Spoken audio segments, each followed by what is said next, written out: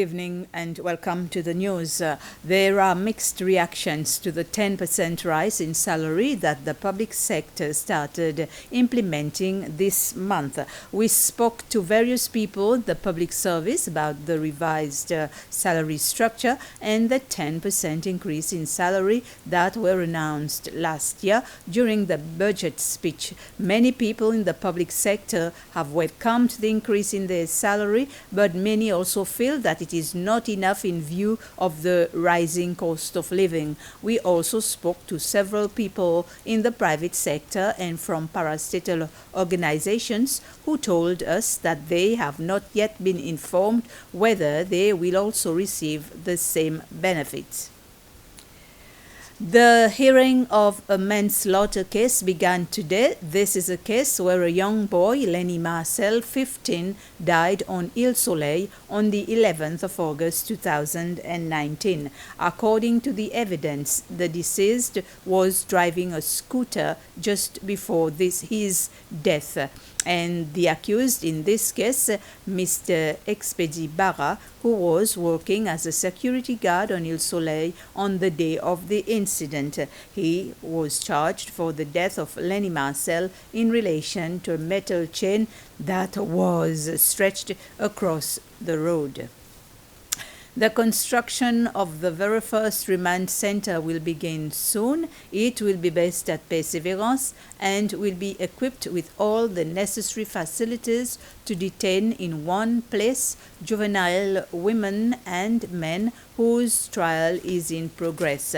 This morning, Vice President Ahmed Afif and Internal Affairs Minister Harold Fonseca conducted the groundbreaking ceremony for the project. Also present were some senior officials from the three branches of government, including the Speaker of the National Assembly, Roger Mancienne, and the Chief Justice of the Supreme Court, Ronnie Govinden. The Commissioner of Prison Services, Raymond Saint-Ange, addressing the guests, spoke about the services and facilities that this center will offer to those on remand with mental problems or with antisocial behavior. The center will be able to accommodate 120 people.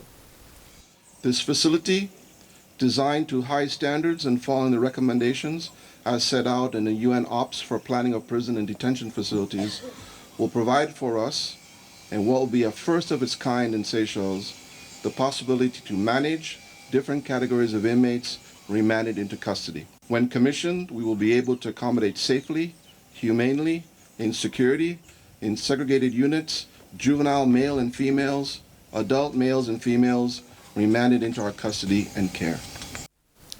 The Seventh-day Adventist Church aims to give more support to addicts in the society. It organized a 3-day training on addiction for members of its congregation to give them knowledge of how they can help the addicts.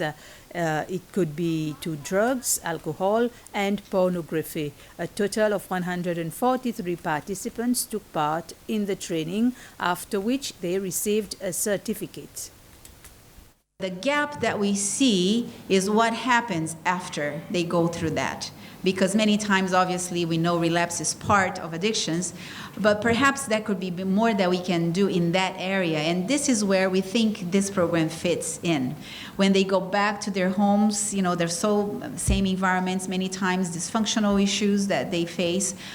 Wouldn't it be wonderful for you to be able to refer them to places where there would be a safe, welcoming, caring support group that can help them work through the 12-step of recovery, but including God and faith as part of that. We've come to the end of this news summary. Thank you for your attention, and I will be back with more news in Creole at 8 p.m., so stay tuned.